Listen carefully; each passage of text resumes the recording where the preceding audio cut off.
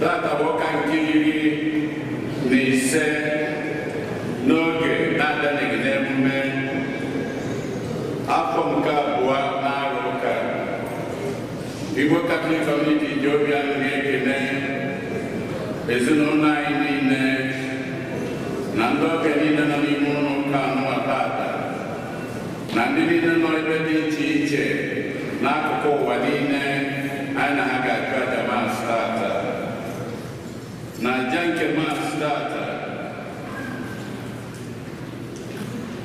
a na-arịọ na Chinua okwu anyị na-enye Chineke ekele n'ụzọ pụrụ iche maka ọdịmma ya n'isi ezinụlọ ya niile nke ka nke n'isi Chinua okwu anyị onye nke Chineke kụbere ugo mmụta doctorate degree na nursing practice wee na-arịọ ka Chineke na-edu ya na-agọzi ya na-agbaziri ya Tony Nnanna mmanụ kwem na-enye Chineke ekele ka o si wee zọpụta ya na asidenti nke okporo ụzọ ya wee bụrụkwa onye dị ndụ were na-ekele Chineke ndị Tansi Zone na-enye Chineke ekele maka ụmụ ha niile ndị nke Chineke kebere ugo mmụta n'ụlọ akwụkwọ ha na maka ngọzi ya dị iche iche nke e nyefere n'ezinụlọ ha niile na-arọ nke anụma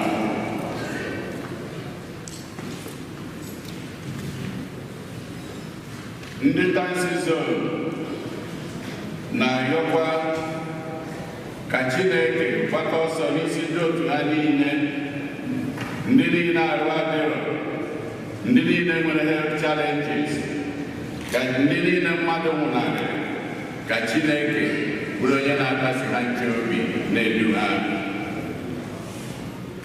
Austin Ekechukwu na-arịọ n'isi nwunye ya na-eleta mgbe eji were mmụọ ya ka Chineke mara ihe niile o bu n'obi ka Chineke merie n'ụzọ si wee sọ ya wee na-arịọ ka Chineke gọzie ya na ezinụlọ ya niile were arụ ike na nchekwaba ya were na-edu ha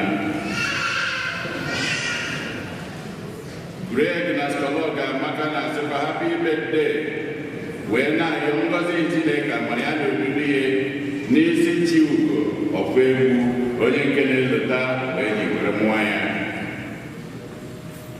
ezinụlọ Nwanze na-enye Chineke ekele n'isi onye kachi Nwanze onye nke na-eme mmemme n'oge ugbu a mgbe eji were mmụọ ya wee na-arịọkwa ka Chineke na-agọzi ya na-echekwabi ya na-edu ya na ndụ ya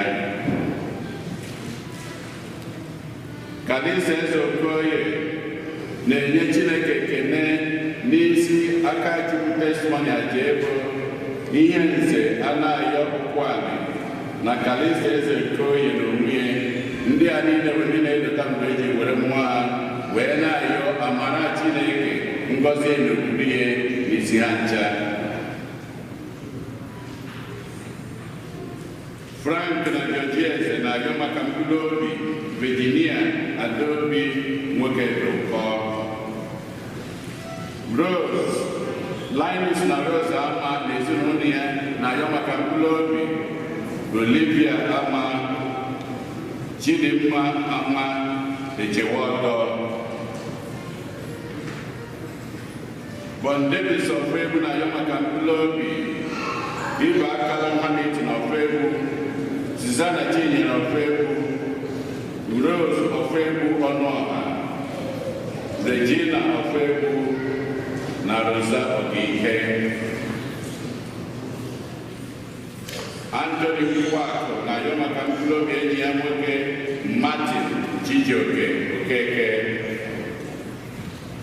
ezinụlọ ụfọdụ na Ọkọlue na-arịọ maka mkpụrụ obi Rita Chinwe Ututo ka mkpụrụ obi ndị a niile nwụrụ anwụ anyị kpọpụtara ka mkpụrụ obi ndị niile kwenụ gara aga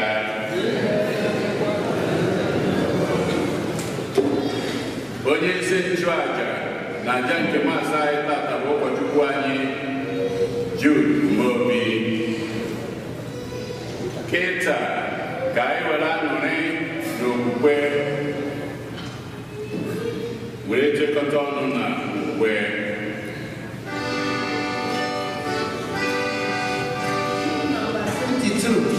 Hymn number 22.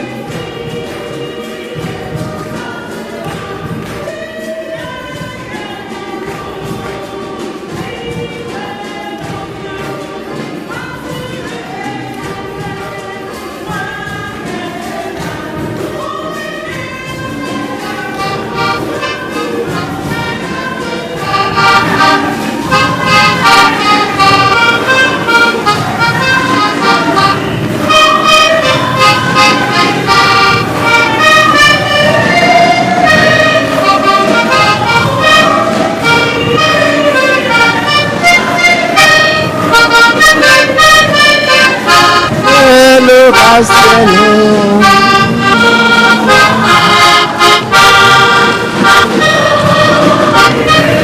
ndị mmadụ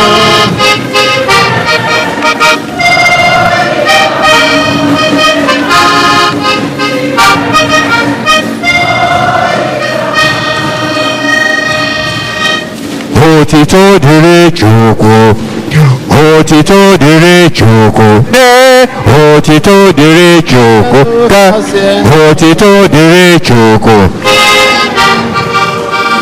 Elu kasịnụ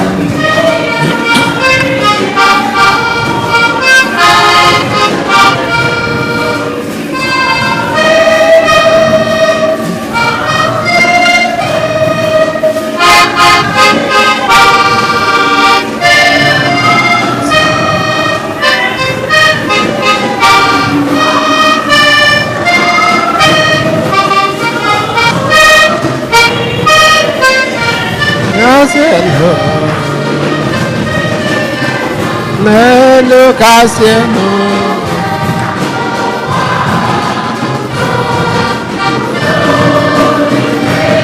ndị mmadụ ndị nwere ndị nwere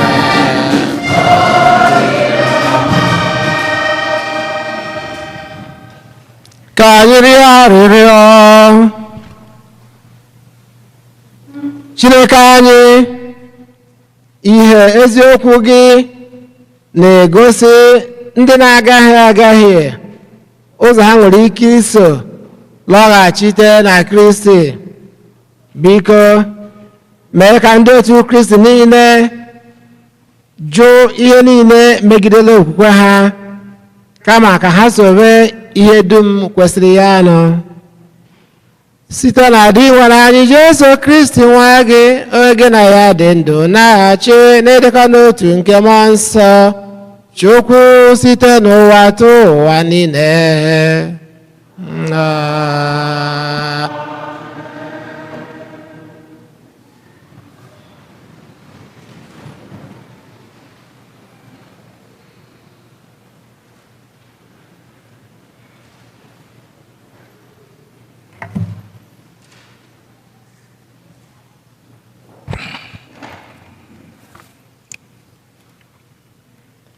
Ihe ọgụgụ e wetara n'akwụkwọ onye amụma Amos. Amazia onye nchụaja nke Beru wee sị Amos, nwa ọhụ ụzọ, ngwala gbala n'ala Juda, gaa ebe ahụ buwa amụma, bute ihe ị ga-eri, ma ebukwala amụma ọzọ na Beru, n'ihi na ọ bụ ebe nchụaja nke eze bịakwa bụrụ ụlọ nsọ nke onye eze. Ma Amos zara Amazia sị, abụghị m onye amụma, esoghị m n'otu ndị amụma, abụ m onye nche atụrụ na onye na-achọ osisi sikọma mma. Ma Onyenwe anyị kpọrọ m ebe m na-eso igwe atụrụ wee sị m, gaa buoro ndị nke m bụ Izrel amụma. Okwu nke osebụrụ ụwa. Abụ ọma na azịza ya. Ihe anyị ga-aza: Onyenwe anyị, kwee ka anyị hụ obiọma gị, nyekwa anyị nzọpụta gị. Kwee ka anyị hụ obiọma gị, nyekwa anyị nzọpụta gị. Onyenwe anyị, kwee ka anyị hụ obiọma gị, nyekwa anyị nzọpụta gị. Onyenwe anyị, kwee ka anyị hụ obiọma gị, nyekwa anyị nzọpụta.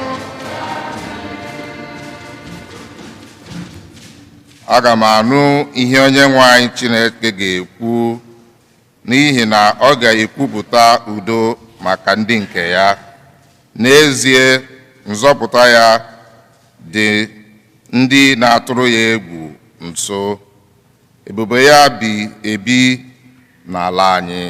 Azịza: Anyị nzọpụta gị, biko Onyenwe anyị, kwee ka anyị hụ obiọma gị, nyekwa anyị nzọpụta gị. Obiọma na eziokwu ga-ezukọta, ikpe nkwụmọtọ na udo esutela ọnụ. Eziokwu ga-esi n'ala epulite, ikpe nkwụmọtọ wee si n'eluigwe na-eledata anya. Nyekwa anyị nzọpụta gị, biko Onyenwe anyị, kwee ka anyị hụ obiọma gị, nyekwa anyị nzọpụta gị.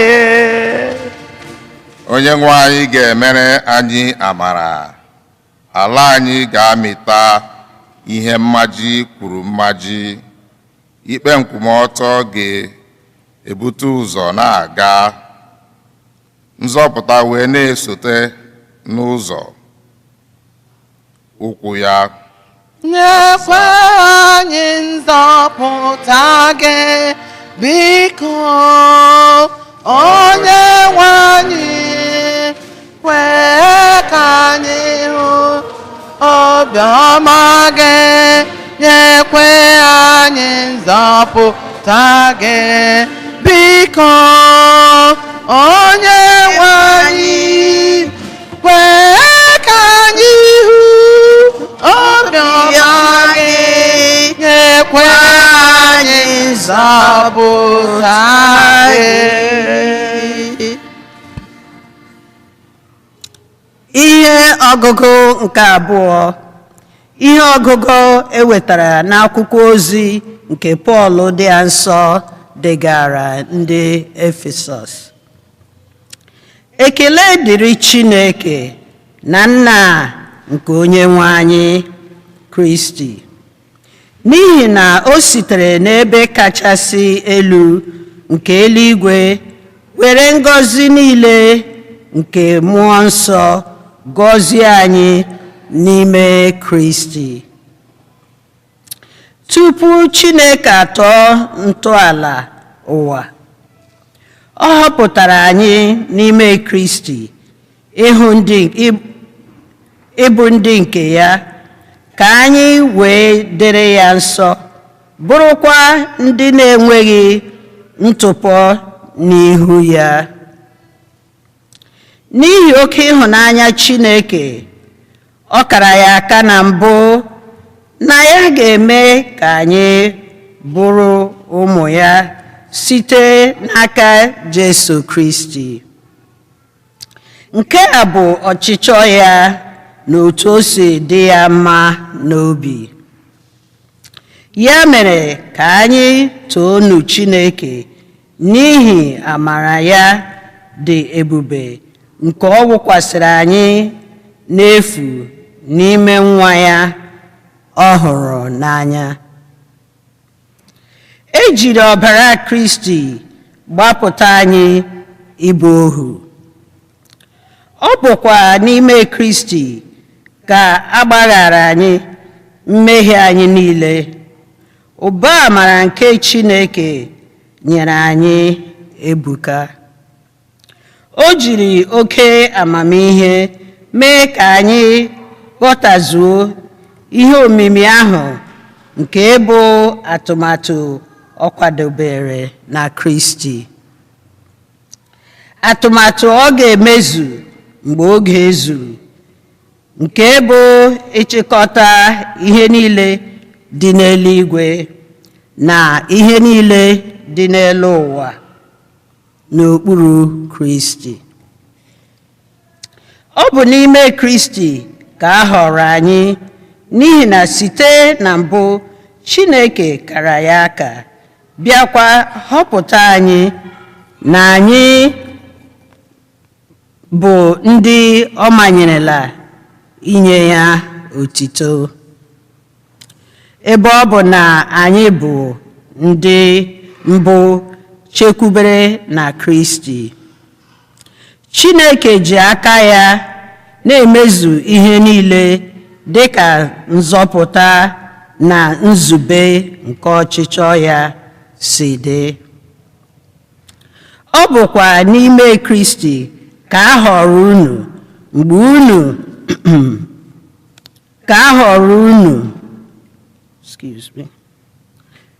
Ọ bụkwa n'ime Kristi ka a họrọ unu mgbe unu nụrụ okwu nke eziokwu ahụ na mbụ, bụ ozi ọma wetara unu nzọpụta, nke pụtara na unu kwesịrị ike na Kristi.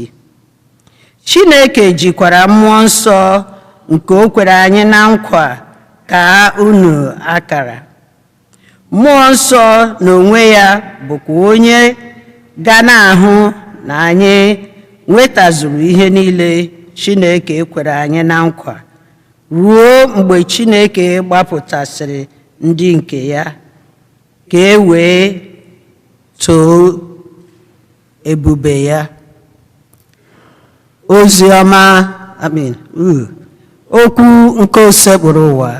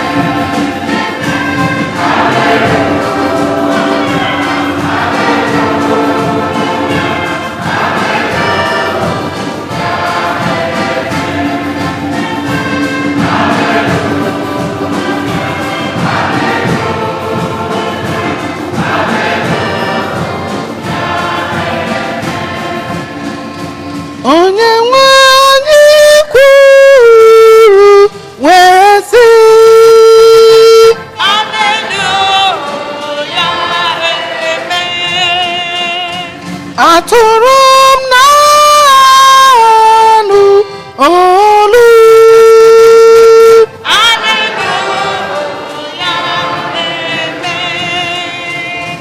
ama m ha anaghị sokwa m.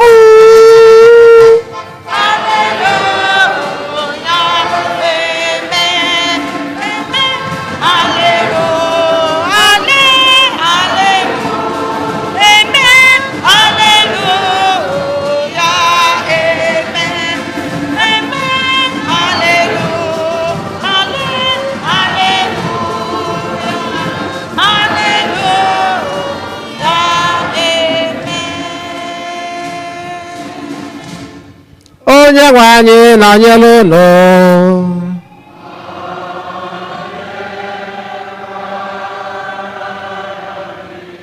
Ihe ọgụgụ nke a si n'ozi ọma dị nsọ nke Mak dere.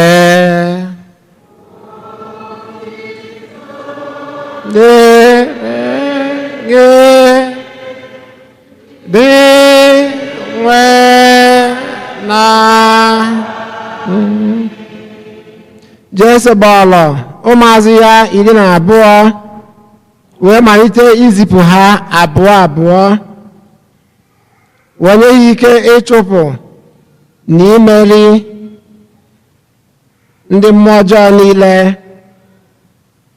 Ọ dụrụ ha ọdụ ka ha ghara iji ihe ọbụla n'ije ha, ma ọ bụghị naanị mkpanaka.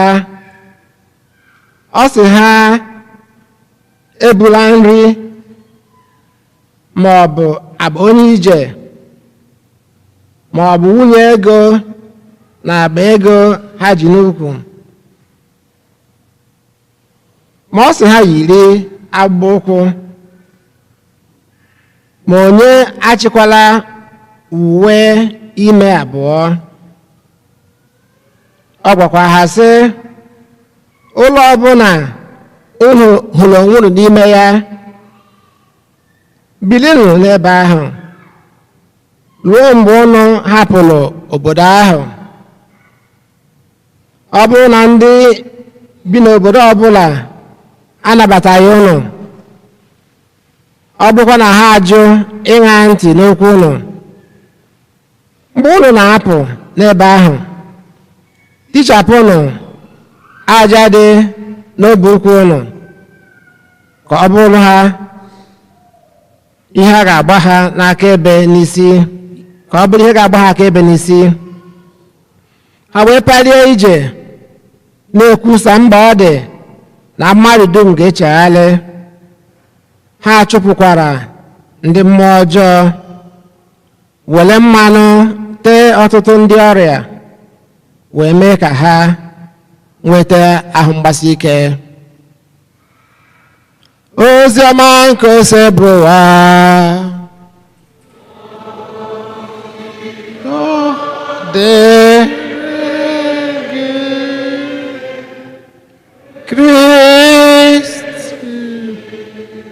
Ka anyị site ọma anyị na-enweta mgbaghara nke njọ.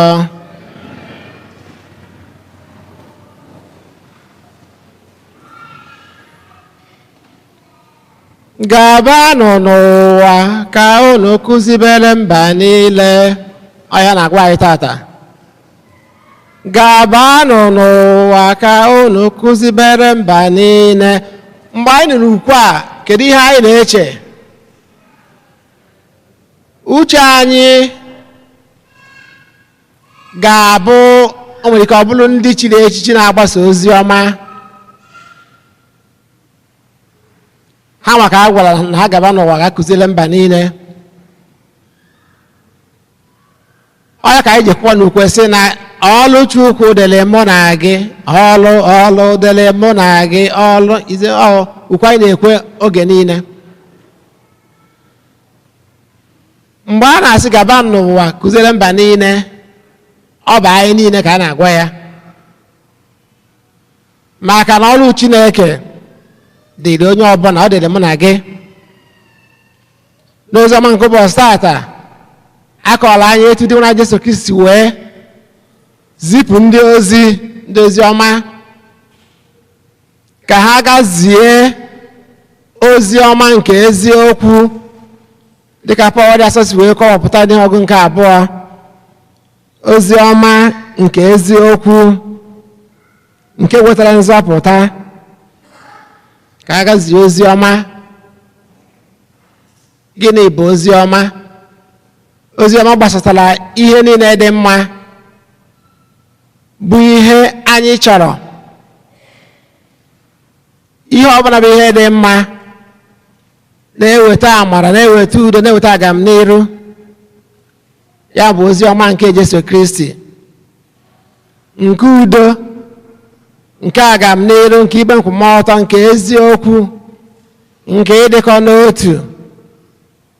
Ya bụ ozi ọma ndị asụsụ anyị ji wee kpokọnọ ya ọnụ, nke a bụ n'oyibo sọmarị, kpokọnọ ya ọnụ wee sị na gịnị mere na ụka amaka.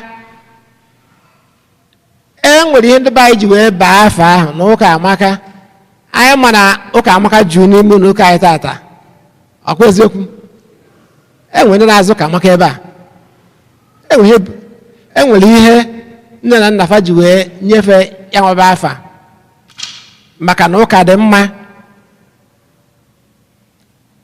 Mgbe ọbụla anyị na-ebi ndụ nke eziokwu na ịga n'iru, mgbe ọbụla anyị na-emeso mmadụ ibe anyị ezigbo omume, mgbe ọbụla anyị na-achị udo na ikpe nkwụmọtọ na ezi mmekọrịta nke nwanne na nwanne, ọ bụ ozi ọma ka anyị na-agbasa, ma anyị ekwupụtara ya n'ọnụ, ma anyị emere n'omume. ọ bụ oziọma nke Kristi ka anyị na-agbasa. Ya ka anyị ga-eji wee nenye anya n'ihe mere ụnyaahụ maka ebe ejele ime rali maka ọgbaghara na nke pụta anụ o wee bụrụ ihe na-adịrọ mma na ebe ọbụla onye kwenyere ma iso na pati nke a ma iso na nke a ka e wele udo na ezi mmekọrịta wee na-eme ya nwawa ihe maka na ọ bụ ihe oziọma Kristi na-agwa anyị. Ya ka o ji dị mkpa dịsie ike ụmụaka na-eto eto ka ebido n'oge wele zibe ha ya nwa bụ oziọma bido na nne na nna, maka na dịka m si wee ghọtagodo nwatakịrị mere ihe a ụnyaahụ bụkwanụ ọ dịka sị na ọ dị 20 years so ọ ka nwatakịrị. Ihe na-agbata m n'uche bụ kedu ka o si wee too, kedu ezinụlọ a mụrụ ya na ya,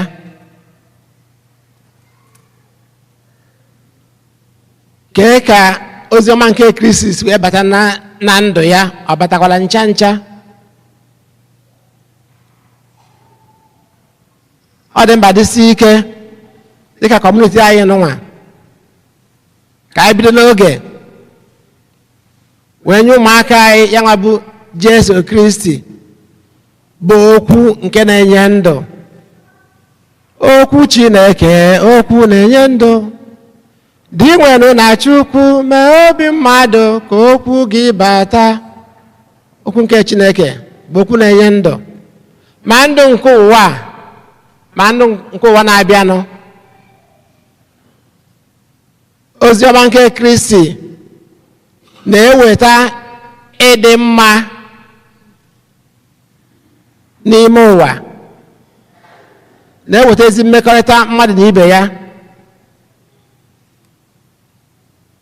Dịka Pọl ji wee sị anyị na ọ bụ oziọma nke eziokwu, oziọma nke nzọpụta.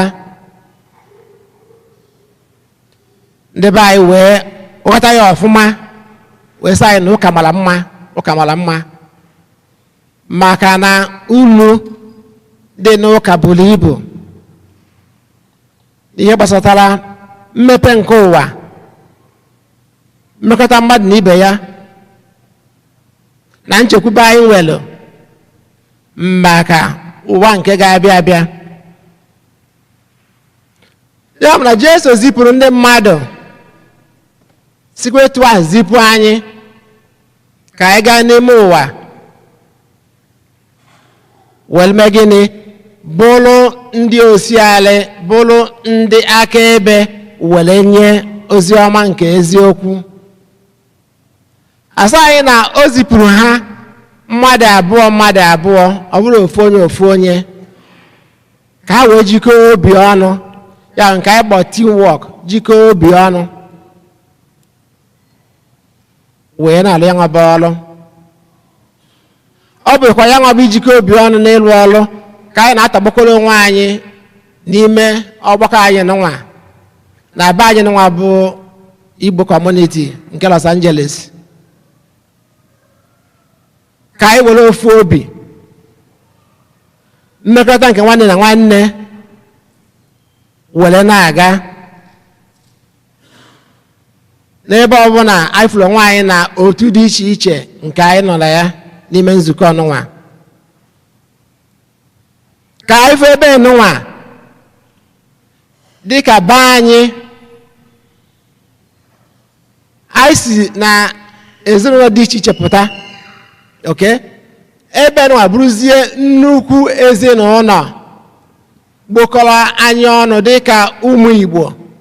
Anyị wee gbaa agụ n'asaa were bịa nọkọ ọnụ ebe nụnwa dịka ụmụnne, ka anyị fụ dis compound anyị ebe nụnwa anyị nọ dịka obi anyị, wee na-enye aka idozi ya n'ime ya ka ọ na-amawanye mma na-aga. Onwe ihe anyị fụrụ anaghị agazite ọfụma, anyị eme ka anyị malụ ọ bụrụ nke anyị ga-eme ozugbo ozugbo anyị eme ya iji wee malụ na atụ.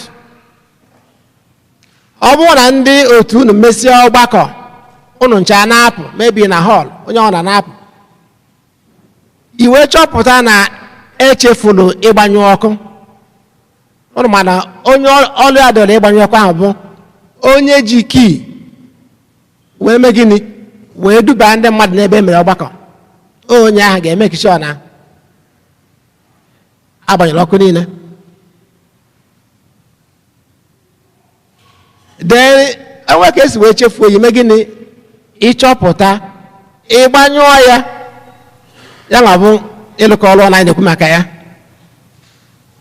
na ọ naghị abụ onye jee na be ya ọ hapụ ọkụ mgbụdochi efo. Ụfọdụ na-ejekwa ịgbọpe taapụ ebe a kwụsịrị aka hapụ ya ọ na-agba.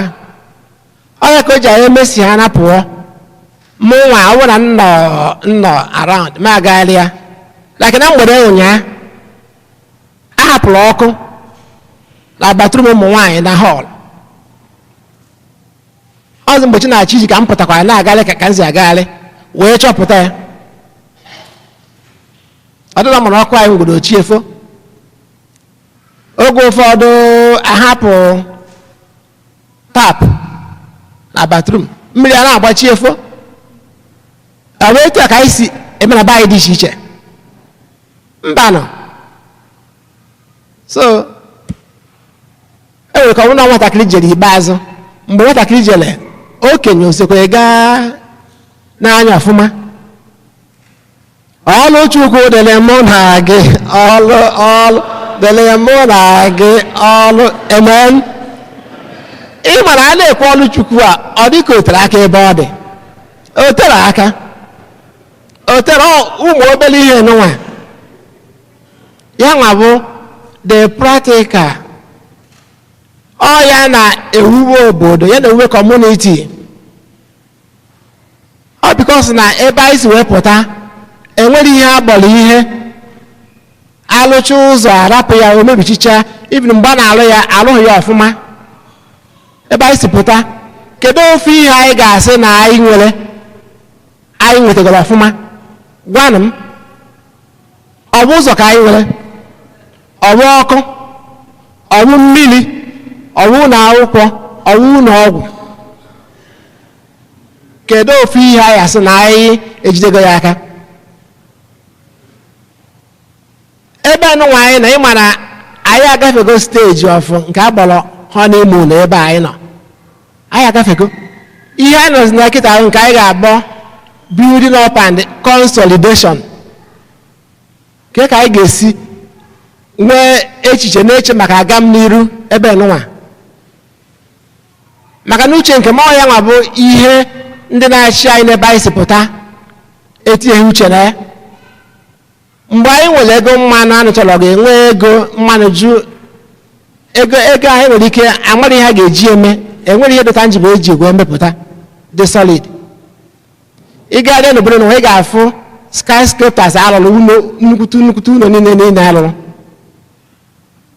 wee lee foundation nke anyị mgbe ọ dịka Festac anyị ji ekpọ Festac were lie oriri up to now karịa ma anyị ga na-aga n'iru anyị na-aga azụ. So kucha anyị dị ya ebe nụnwa anyị nọ kedu ka anyị ga-esi na-aga n'ihu na-agawanye n'iru na-aga ka anyị hapụ ibulu ihe dị na be anyị wee bute ya ebe a because ndị be anyị na-anachi ha azụ. Ọ bụrụ ịga n'ihu ichekie ego anyị ego a na-agbanwe oge ị pụtara obodo a ichekie onye a na-agbanwe na ọ bụ ịga n'ihu ka ọ bụ ịga n'azụ. Agba m nkịtị. Well, n'uche nke ma ọ bụla ịga n'iru anyị na-anachi ha azụ anyị na-aga n'ihu anyị na-ana azụ. So ọ dị mma ka anyị tete n'ụla anyị na-eme ọfụma ebe n'ụwa mana ka anyị na-echetara onwe anyị ebe ọ na ifuru onwe gị n'ọgbakọ anyị n'ụwa ka ị na-eche kedu ihe ga-ewetara anyị aga m n'ihu karịa etu n'ụwa anyị si eche kịta ka anyị ga-esi wee penti ime ụlọ ụka anyị penti ga outside ticha ma roof ọfụ na hall na n'ụlọ ụka n'ụwa tisiri na ọfụ na hall wee na-akwado ipenti ime ụlọ ụka ka anyị na-emekwa ya ka anyị na-eche kedu ka anyị ga-esi wee na-esevu ihe anyị nwere wee na-eme invest ihe ga-amụtara anyị ego ka ọ ga-abụ enwegodu mgbe ego yọkọyọkọ anyị na-achịkọta anaghị agazi n'iru ka ọ bụrụ na anyị enweghị nke a kpọrọ investment anyị ga-eji na-enweta ego kwa ọnwa ọbụla anya ka anyị ji wee goo ụlọ right wee na-anata ụgwọ ụlọ kịta nwayọọ nwayọọ ọ bụrụ na anyị sefutekwa ego gokwu ụlọ ọzọ na-anatakwa ego kwa ọnwa ka ọnwa enweziri ike ụbọchị na-aga ma chukwu ekwe na ego yọkọyọkọ anyị na-egbeda o nwere ike ọ wụzie na ego anyị na-enweta n'ọnwa from investment anyị na-ezuru anyị to run this place. Amen. So ihe ahụ ụdị vision anyị nwere, ụdị olileanya anyị nwere, ndị nnọgọ dịgasị iche iche. Anyway, ka anyị hapụ ili oge anyị nnukwu. So ihe bugara anyị na ya bụ ịlụ ọrụ ijikọ obi ọnụ, teamwork, wee na-alụ ọrụ maka agamnihu nke ụka Kristi ya na agamnihu nke Igbo community nke Los Angeles. Daalụnụ.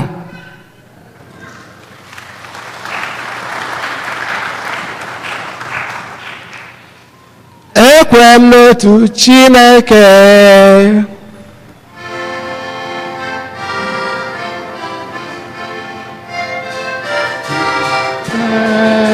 ekwe m n'otu Chukwu, ekwe m n'otu Chukwu, ekwe m n'otu Chukwu, ekwe m n'otu Chukwu, ekwe m n'otu Chukwu, ekwe m n'otu Chukwu,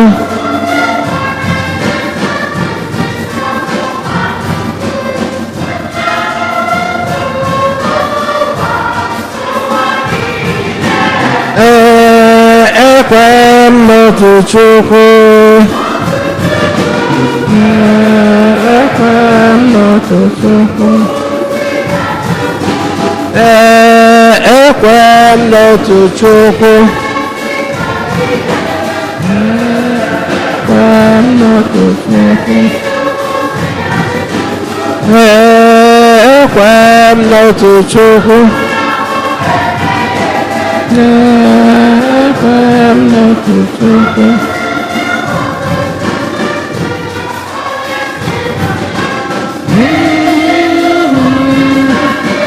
Anyị bụ mmadụ, ekwe m n'otu Chukwu,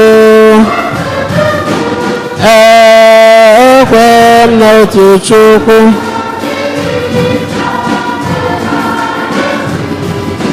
nọ n'igwe gbadata,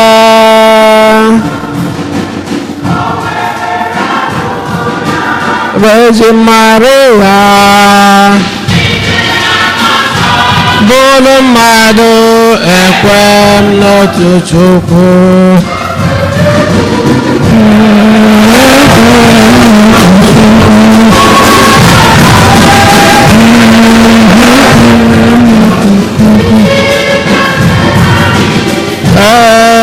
ekwe m n'otu Chukwu,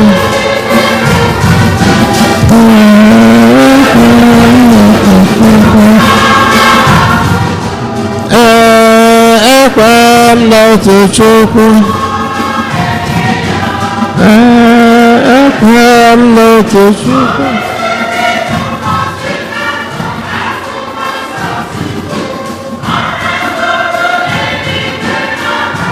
n'aka nri na ekwe m n'otu Chukwu.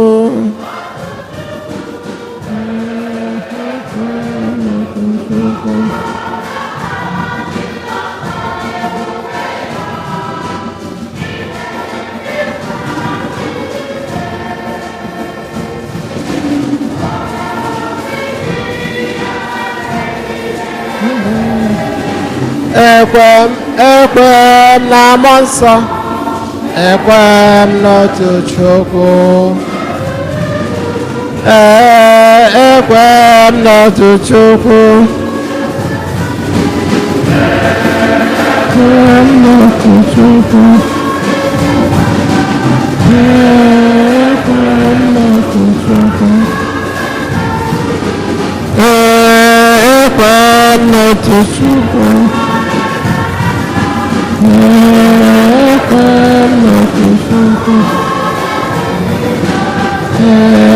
Ekwe m n'otu Chukwu.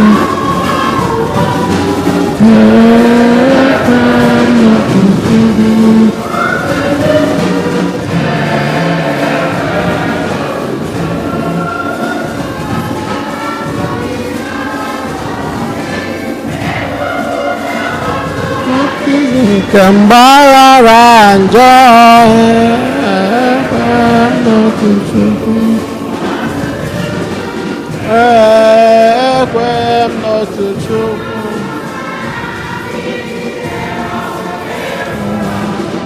Na ndị ụwa na-abịa.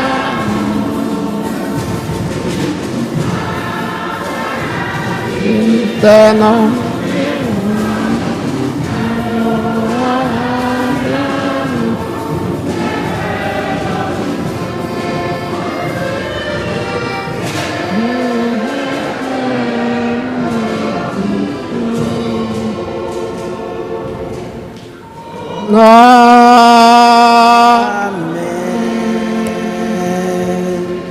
Obodo na Kristi ka anyị nwee n'okwukwe na ntụkwasị obi gọsa Chineke anyị mba anyị dị iche iche. Gosi m ebere gị, abụ m onye furu efu, onye njọ ka mbụ, biko Chineke nna m. Gosi m ebere gị, biko Chineke. Gosi m ebere gị, onye na-eme mma o, abụ m onye furu efu, biko onye njọ ka mbụ, biko Chineke na ngosi m ebere gị. maka ndị echichi na ndị niile jiri ndụ ha chụọrọ Chineke aja, ka ekpere ha na ndụ ọpịpịa ha mịta nnukwu mkpụrụ n'ụka na n'ime ụwa niile. Anyị arịọ gị dị nwere onye njọ ka ịbụ, biko Chineke nna ngosi anyị ebere gị, biko Chineke gosi m ebere gị. onye na-eme mma, abụ m onye furu efu, biko onye njọ ka bụ, biko Chineke nna ngosi m ebere gị.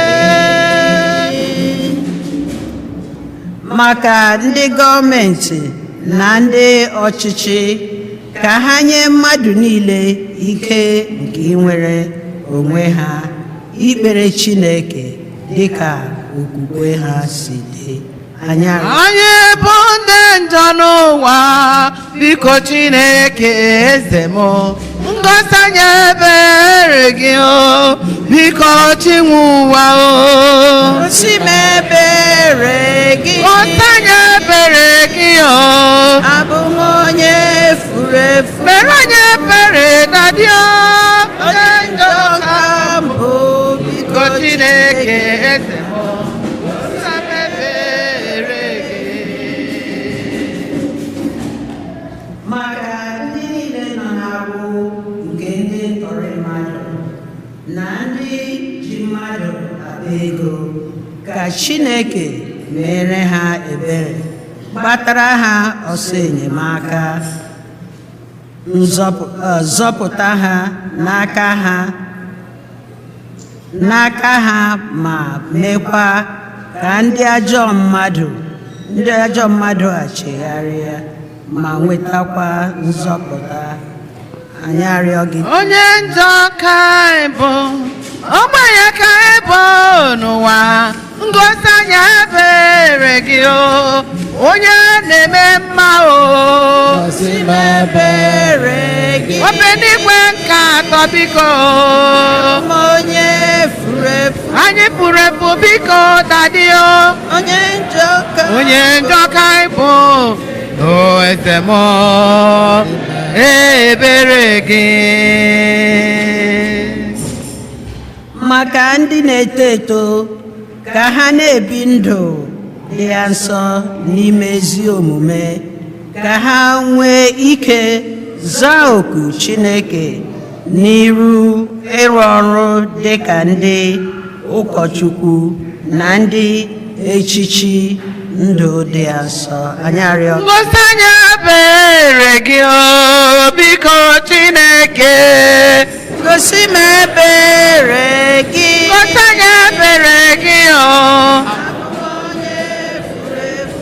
biko gbaghara gị onye njọ ka anyị bụ, biko Chineke eze m o papa.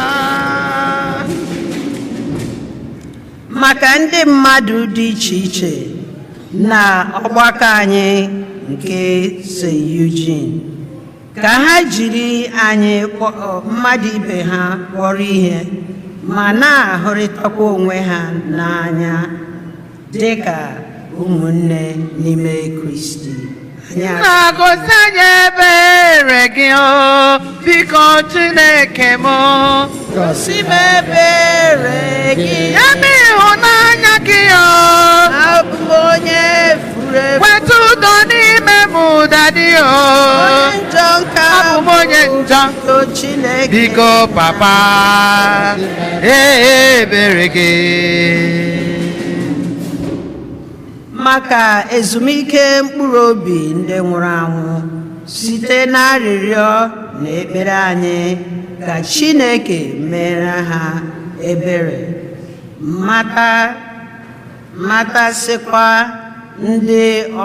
matasịkwa ndị ọnwụ ha metụrụ n'obi. Anyị arịọ gị, mere ha ebere, nnabata mkpụrụ obi ha, ngosi ha ebere gị o biko Chineke, ngosi anyị ebere gị o biko nnabata m onye njọ ka mbụ, biko Chineke nna ebere gị o, nnabata mpaghara m dadi m, biko zata m ka m dị ọcha dadi ebere gị. Ebele ime obi ka anyị kọsịta Chineke anyị mgbe anyị ndị ọzọ gaa n'ofu n'ofu.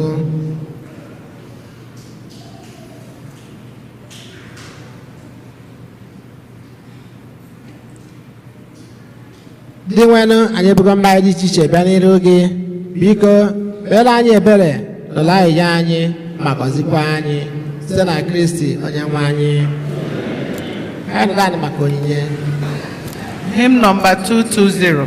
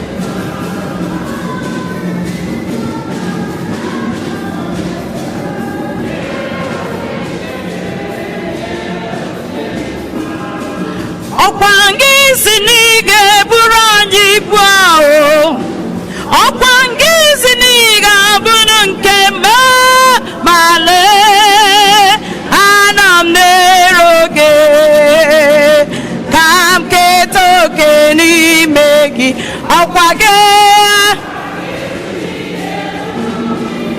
ọkwa gị ma lee n'iru gị onye na-eme mma imela ekene dịrị gị imela ewo ekene eme mma imela ekene dịrị gị ime onye na-enye nwa onye na-enye udo onye na-enye amamihe ekele ịma mma dịrị aha nsọ gị imela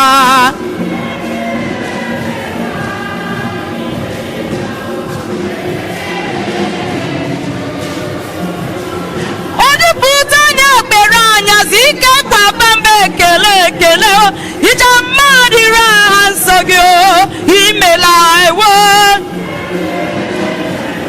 omemma omemma omemma onye na-enye ndụ onye na-enye udo onye na-ebuli elu ekele ije mmadụ ire aha nsọ gị anyị si n'imela Chukwu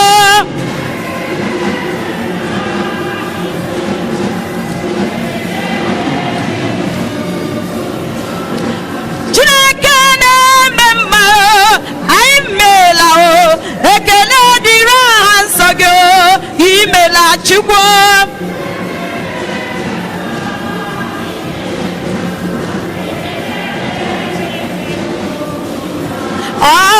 aka mara mma imela Chukwu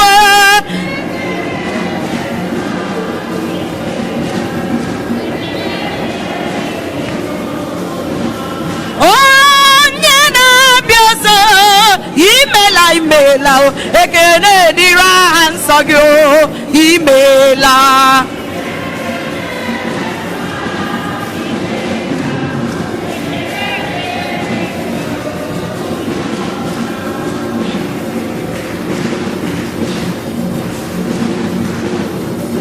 ememme imela ekele dịrị gị imela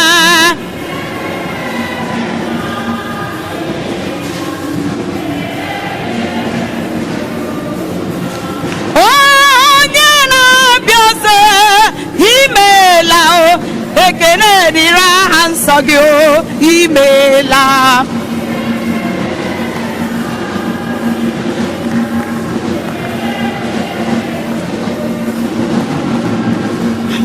aka mara mma ka nga kpụrụ Chineke ma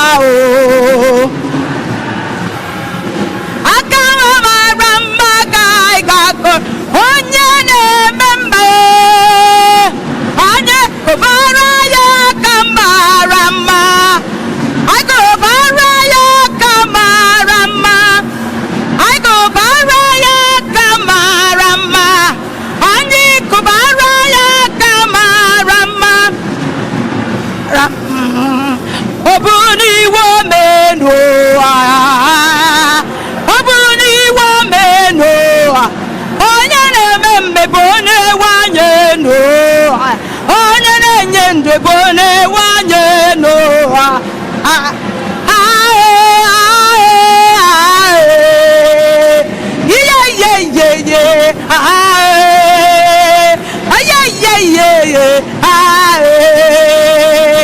onye ọma n'ihe ga-adịgide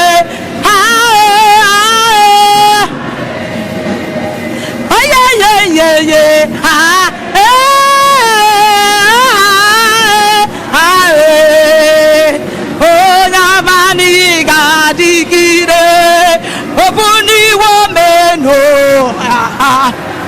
ọ bụ n'iwe omenu onye na-eme mmebụ n'iwe omenu onye na-abịa ọzọ bụ n'iwe omenu asị m ọ bụ n'iwe omenu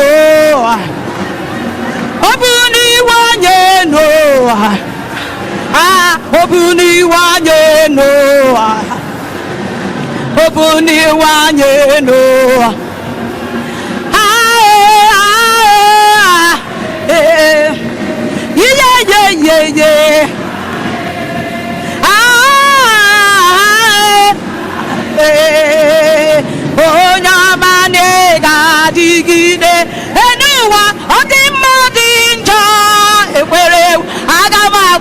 n'ime Chineke.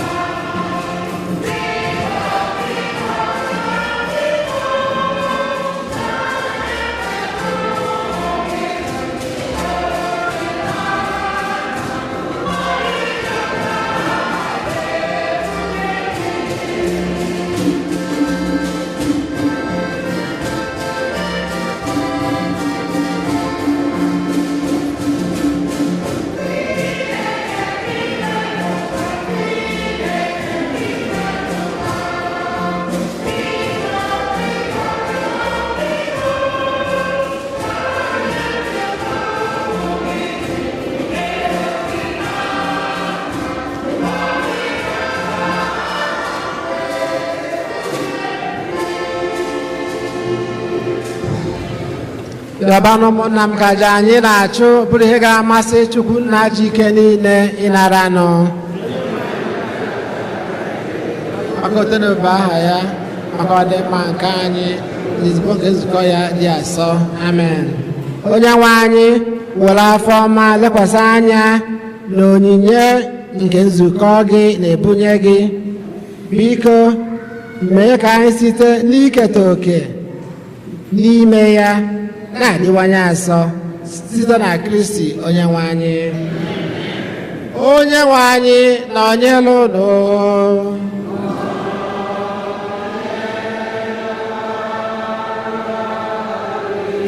Welite n'obi enu.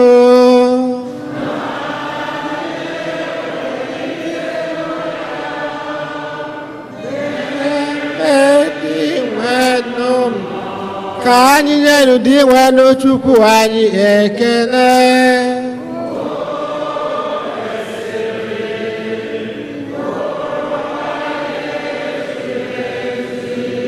O kwesịrị ezi ihe bụrụkwa ihe ziri ezi na-azọ ndụ na anyị ga-enye gị ekele oge niile na ebe niile.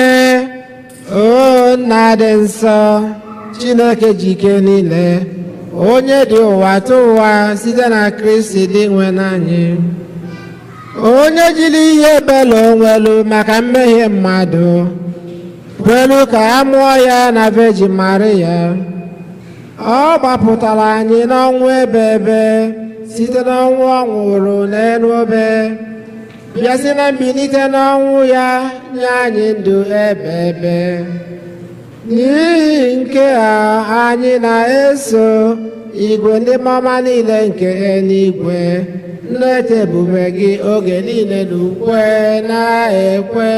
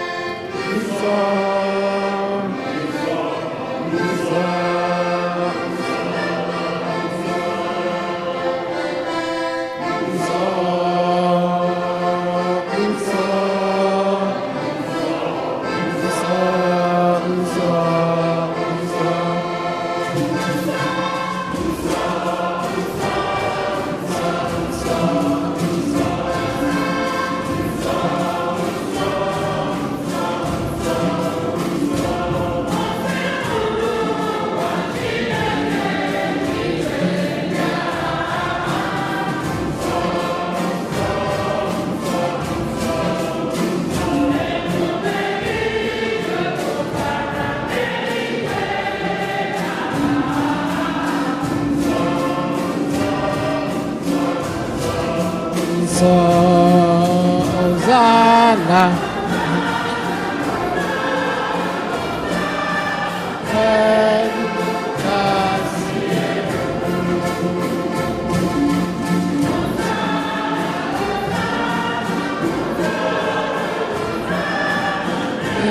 Lucas.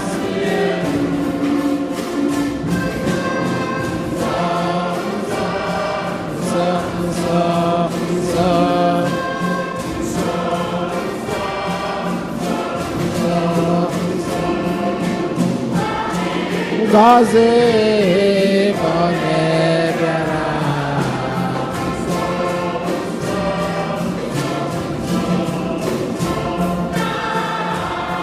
onye nwe anyị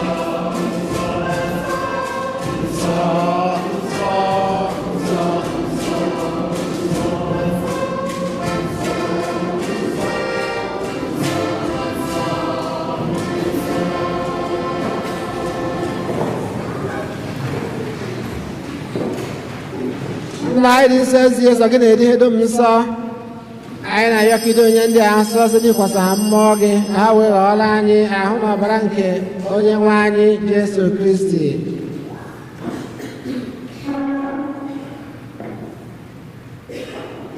onye bịara tupu di ya n'ọnwụ nke o jiri aka ya wee na-alụ were achịcha ị ga-ekele na otito nyawa ya nye ya ụmụazụ ya sị naranụ m nke a rie na ya unu niile nke a bụ ahụ m ka a ga-eduruje m aka ụnụ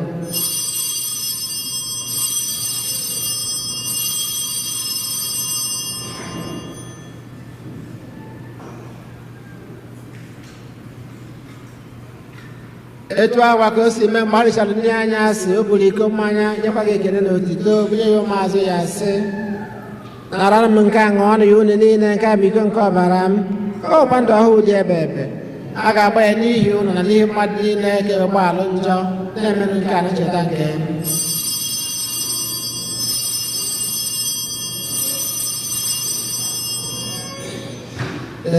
esegbuola m gị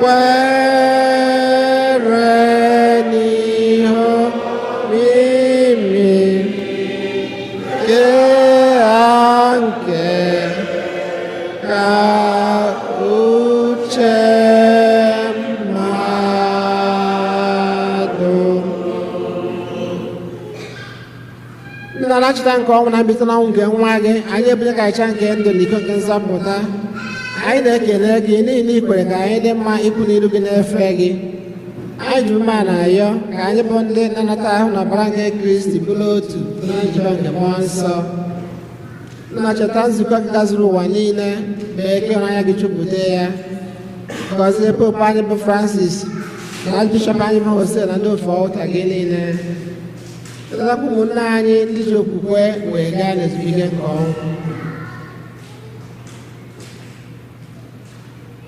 ma ọ bata ha na ndị ọzọ na-enwere anwụrụ ihe nke ebube gị biko meela anyị niile ebere ka anyị soro beji mara dị ngọzi ndị nke Chukwu Josef dị nsọ bụ di ya ndị apọstụl Eugene dị nsọ na ndị nsọ gị niile ndị mere uche gị n'ụwa wekọta ndụ ebe ebe ka anyị sokwa ha na-eto gị na-edo gị ebube site na Jesu Kristi nwa gị ihe niile ekere eke na-eso ya bụ Kristi na-esikwa n'ime ya na n'aka ya na ịdịkwa n'otu nke mmụọ nsọ na-enye gị bụ Chukwu na ji gị niile nsọpụrụ na otito niile site n'ụwa tụ ụwa niile. Haleluya. Haleluya. Haleluya. Amen. Amen. Amen. Ụmụnna ka anyị were ebele n'ụwa nzọpụta anyị kụziri anyị wee gbakọ Chukwu nna anyị nọ n'eluigwe n'ụlọ aha gị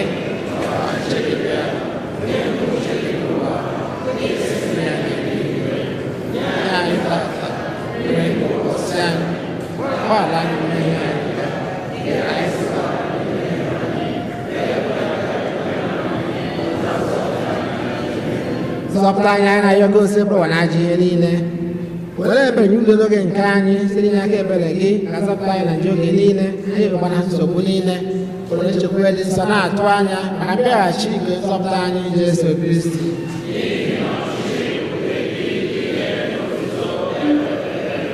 onye nwe anyị Jesu Kristi onwe ndị apọstụl gị udo ka m na-ahapụ ụnụ udo nke m ka m na-enye ụnụ enyekwara anyị na njọ anyị kama lekwasị anya na okwe nke nzukọ gị nye ya udo na-edekwa n'otu mgbe niile ka uche gị siri chọọ gịrịbere dị ndụ na-achị ebebe udo ngosi bụrụ ụwa dịrị mgbe niile nyerịta na onwe ụnụ ekele nke udo.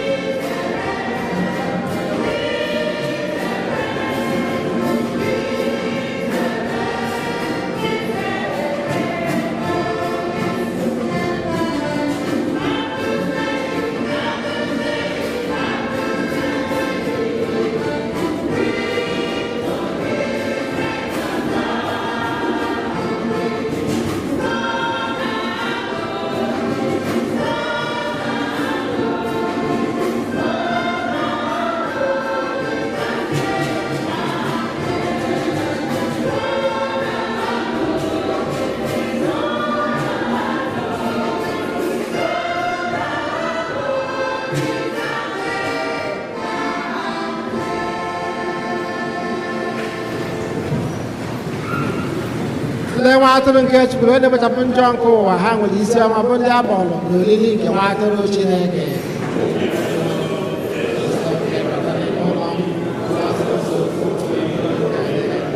ka ahụ na ọbụla ka ichekwaba anyị nọ na ndụ ebere.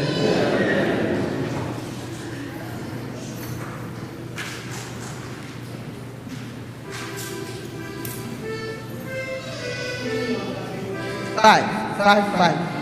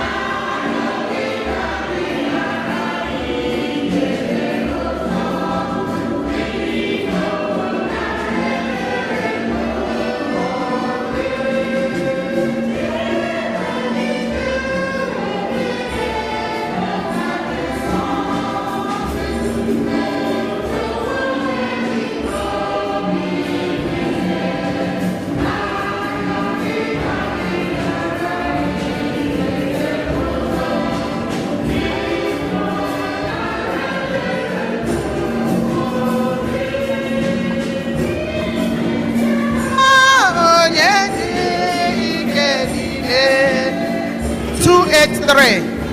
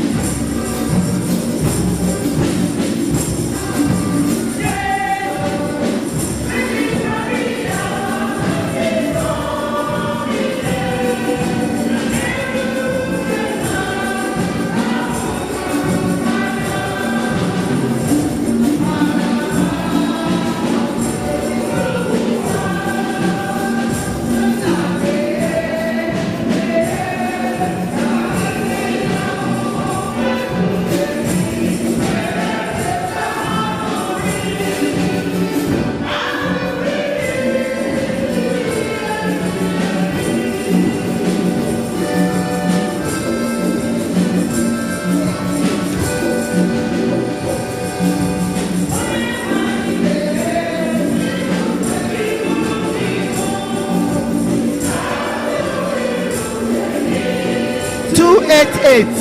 $288.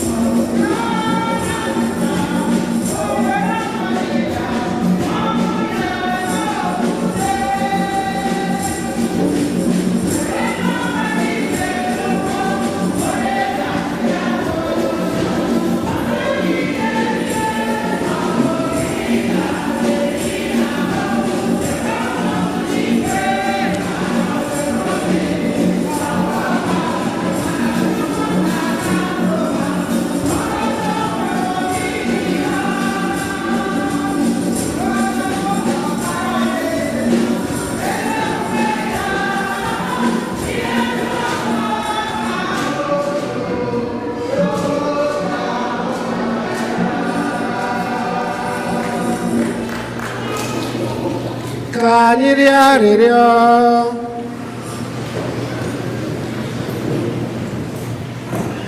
Onye nwe anyị site n'iketa oke n'ihe omimi nke ahụ na ọbara Kristi nke a, biko mee ka amara nke nzọpụta gị na-abawanye n'ime anyị oge ọbụla anyị natara ihe ọgbụgba ndụ nke a site na Kristi Onyenwe anyị. Ka anyị nọdụ anyị maka ịma ọkwa.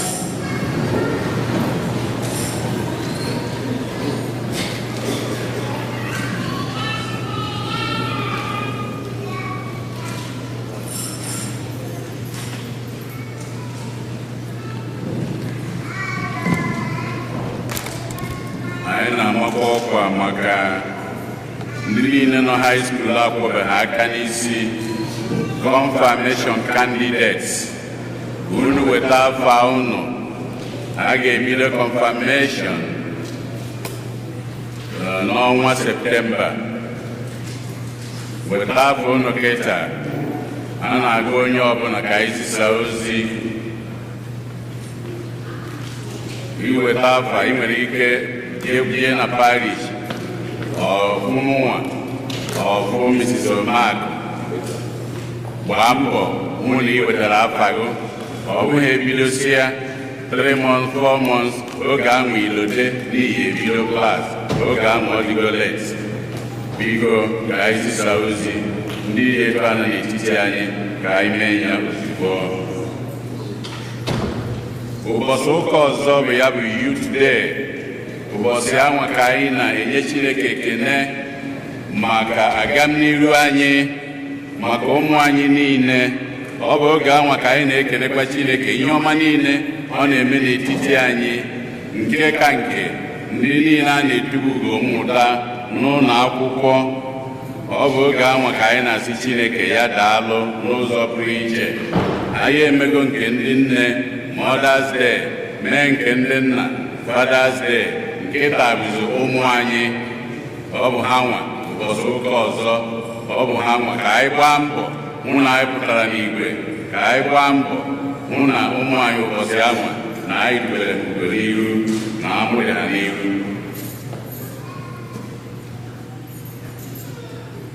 "2024 Annual Thanksgiving Monetized Bazaar." Anyị mara ọkụ ya ụbọchị ụka gara aga, were na-amakwa ọkụ ya. Ọgọst niile, Sọnde niile dị n'ọnwa Ọgọst nke anyị abanye, ka anyị enwe Monetized Bazaar, wee na-elotere otu ọbụla, grupu ọbụla, ezinụlọ ọbụla, steeti, obodo ọbụla. Ọnwa Ọgọst gafe ha, there is no extension. All the Sundays in August. So ndị otu Mahiri, Shanahan, Dansi anọ na na-eche na ọ ya abụ emesịa na a ga-enyekwa anyị ụbọchị nke anyị. N'ọnwa Ọgọst ka e wepụtara from the first Sunday in August to the last Sunday in August. Bido kịta plan ọba na ya, gbaa mbọ dị na ya. Ndị otu unu, obodo, groups, zones, ukwu ọjị, ukwu ụdara, oyoyo, grupu ọbụla ebe ụlọ anọ na ka anyị pụtasịa. Onwekwa grupu ndị ọzọ akpọbeghị aha ha, mee ka anyị malụ. Kedu ọnwa ya bụ? N'ọnwa Ọgọst. Ọ ga-abụ na Septemba? Mba, anyị na-ama ọkụ ya kịta. So biko otu ọbụla n'ụzọ abụ n'ụzọ ka anyị bịa n'ụja Chineke mma, kenekwe n'anya na ọ na-emere anyị. Ọtụtụ n'ime anyị na-eji ụlọ na-anata ya, afụ na ijesi ụlọ nata isi Chineke ya megenụ. Gịnị ka ya asị Chineke? Chineke ya daalụọ. Ọ ihe anyị na-asị ya. So ka anyị kwado onye ọfụma ka nke ara anụnwa ka ọ dị iche, maka na be anyị ha hapụ ọnụ ha ji ekwu, nke ha bụkwa n'ụkwụ ha ji eje ebe ọbụla. Ọ bụrụ na emesịa ya, a ga-akpọ result first Sunday in October. Ọnwa nke Septemba ga-abụ ọnwa ndị zonu ọbụla ndị na-akwụ ụgwọ. Oge ahụ ka unu eji ndị kwere nkwa maka the competition October 1 result. First Sunday in October abụrụ the result.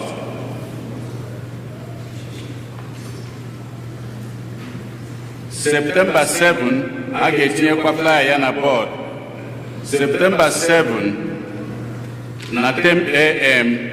a ga-aka ụka na Archdiocese celebrating one mother, many peoples. A na-ekpe chaplet ya community anyị n'oge gara aga kpekwara chaplet n'Igbo. Enye gị dịka ede ya ekpe ya bụ a na-ayọ anyị niile ka anyị bịa n'igwe na maasị anwa a ga-aka. Ọ bụ Archbishop Jose Gomez ga-aka ya. Ndị ethnic group ọbụla ga-ekpe decade chaplet na their own language. Anyị nwa bụ uru ime ha amaala anyị nwa. Beatrice Okonkwo Lady B sị ka nkene anyị niile ndị gbara mbọ bịa Friday na 12 noon maka ụka akara nwanne ya nwoke were nye ugwu ikpeazụ nke e nyere ebe anụnwa. Ọsị ka anyị kene unu na unu daalụ. Ụmụ Igbo United Los Angeles chapter ha nwere flyer na board wee na-eme anyị niile invite na their family reunion Saturday n'ụwa na-abịanụ July 20. Ha na-ayọ anyị niile ka anyị pụta n'igwe ebe ọ ga-abụ 4914 East Cesar Chavez Avenue, Los Angeles. Ama na unu niile bụ deti adreesị ya n'isi. Ọ bụrụ na gị eloteghị ijee na bọọdụ were kamera gị see ya na foto ka ọ ghara ịgbanarị gị. Ha na-ayọ anyị niile ka anyị bịa ka anyị kwenyere ha ugwu ka anyị soro ha wee nọlịa. All the young adults anyị were ohere a wee na-ekenekwa Tony Mmanụ Kwem onye nke bịa nye Chineke ekene ka Chineke weziri wee zọpụta ya n'ajọ ihe nke okporo ụzọ. Young adults anyị na-ekene gị.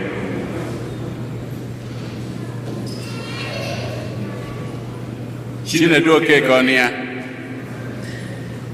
Chinedu Okeke, where are you? Na ebe ahụ ị nọkwa ịdị ọchara nne. Ya unu na-enye anya ọ bụrụ na anyị lotere ndị n'ime ọtụtụ n'ime anyị tinye ya na TV September 4 enwere nnukwute accident nke enwere na BCH Malibu na July 4th Independence Weekend.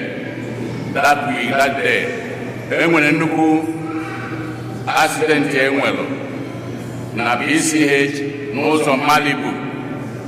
Ndị gere ntị na-afụkwara ka esi wee kwu maka ya. Onye ya afụ na ọ bụ head-on collision na nke nwaanyị gbalụ wee jee na nke nwoke bụ onye nke be anyị were pịa anyị ozugbo iru na iru ọ nwụrụ ebe anwa. So ihe anyị na-ama ọgwụ ya kịta bụ Chinedu n'onwe ya. Ọ bụ nwanne ya nwoke rapụrụ Martin Chijioke Okeke ọ na-abịa ụka ebe a. And nwaanyị akwanụ ka bụkwa na young woman arụ adịrị ya kịta. Nke anyị si wee mara kwue ma mgbamakwụkwọ ha mana ọ dị nke ọ bụla July 2nd ka ha ka gbara akwụkwọ. So ka anyị were fụ anyị wee na-ayọ n'ụzọ abụ n'ụzọ ka anyị lụta ha n'ekpere ka o nweta ihe a na-eme nso on ha ga-etinye flyer ya na bọọdụ ka anyị bụ ya. Chinedu Okeke bụ ọ na nka o si wee bịa mana ọ nọ ebe a nọ.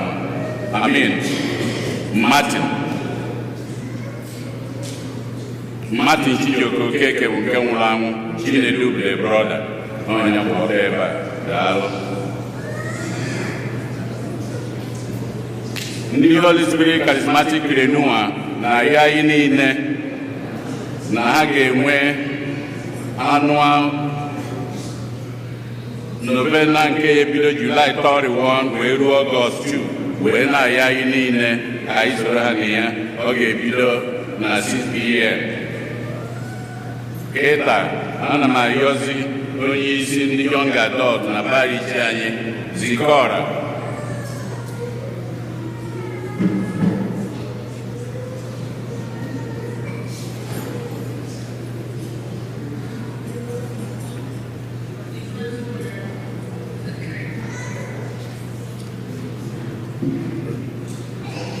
Ndị be anyị ekele nwere Unamubaya. Ogo na anabasigo then musago na no mba. From father. But this about I think Cambia, go for an name this week now, and as a guy ever knows, I came with go on Sunday now, yes, Youth Day, but in our eyes and in here as Thanksgiving for as youth and young adults, they will celebrate each other. So, but before that Sunday now, I went out for Youth Week. I don't mind him last year, for my youth and young adults, did we have a good time last year during the Youth Week? I cannot hear you. Okay, I guess we're not doing it again this year. So this Monday is the beginning of our Youth Week. And it's a week long of activities for the youth and young adults to be able to feel appreciated, come together, and continue to mold our relationship with each other. So on Monday, which is tomorrow, for all my youths and also our parents, we have an opportunity to come together to get active. That's why we're calling it Sports Day. You can clearly come and play tennis. Saife Dubai is a professional at tennis. So Lord wants to help you come and play tennis with us, basketball with us, any kind of sports of any nature. Be on the lookout for that from 12 to 7. On Tuesday, we have a beach day. Open to parents as well, alongside with youth and young adults. And that will be at Dokwalo Beach from 3 p.m. to 4 to 8 p.m. Block style, so any nature is about the on Wednesday, our community day, we are going to go out there and volunteer our time to give back to the community. So location is still pending, but that's the day we are going to do that. On Thursday, barbecue day, hosted by one of our members at their locations, to be from 3 to 10. So please allow your children to come out for that as well. And then on Friday, we have retreats. As we are a spiritual-based organization, we want to make sure that we're always looking for opportunities to uplift our spiritual growth. So that will be happening here at the church from 8 a.m. to 2:30 p.m. at the hall. That will be led by Father Chinedu. And on Saturday, July 20th, we have our field trip to Nasbury Farm in Orange County. That will be from 8 a.m. to 8 p.m. And there will be an opportunity for the kids to go out there and express themselves in this nice summer. And last but not least, on Sunday, we have the festivities outside. Praise the Lord. So with that being said, on Sunday now, that's when we could come out, let's have fun, celebrate your children. I got one way, make sure I'm going to put a bank account on that local day. You know what I mean? Because there's so much that needs to happen. Thank you so much for your support. As we come down behind them, it's a week long of activities celebrating the youth and young adults. So please support us any way possible. Thank you, thank you, thank you.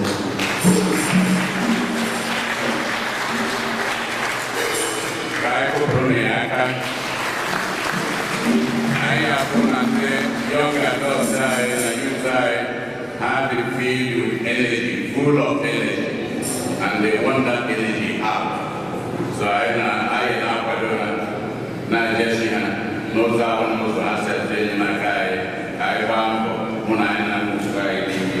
And then that overseas and I feel ever have a lot of normal and then that overseas and I feel ever have a lot of first time worshipers with us.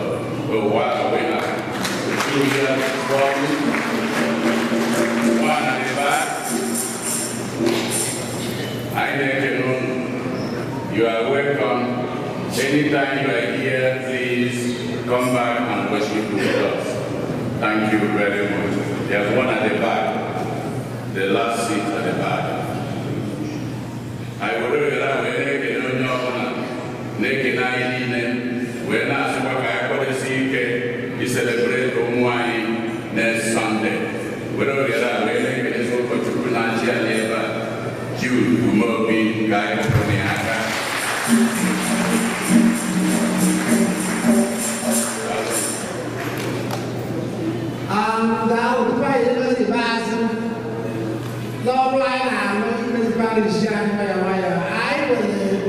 Good news. Good news are why they still in the hall, last week or so. I was in the now insurance as an insurance from that guy's getting the map like so. I think he had to do.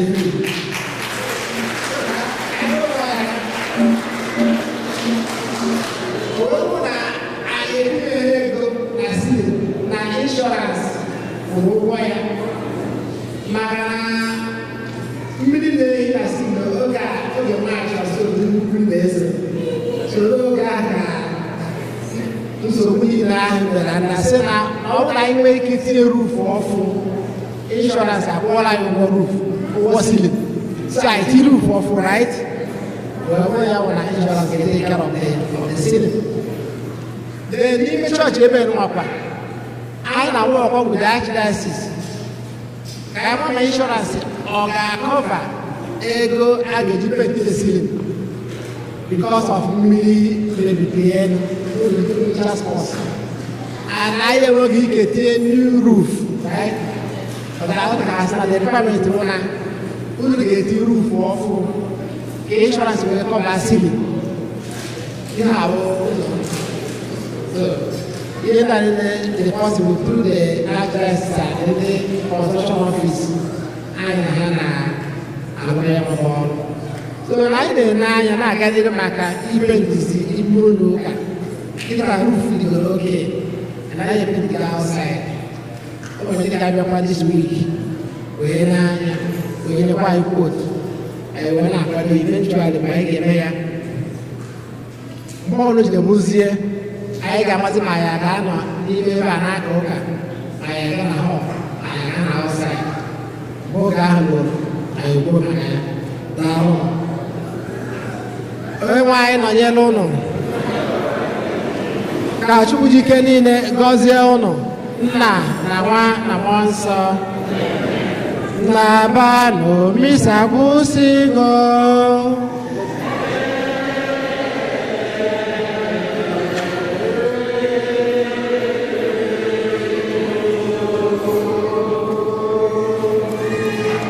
Then you two more youth choir in preparation.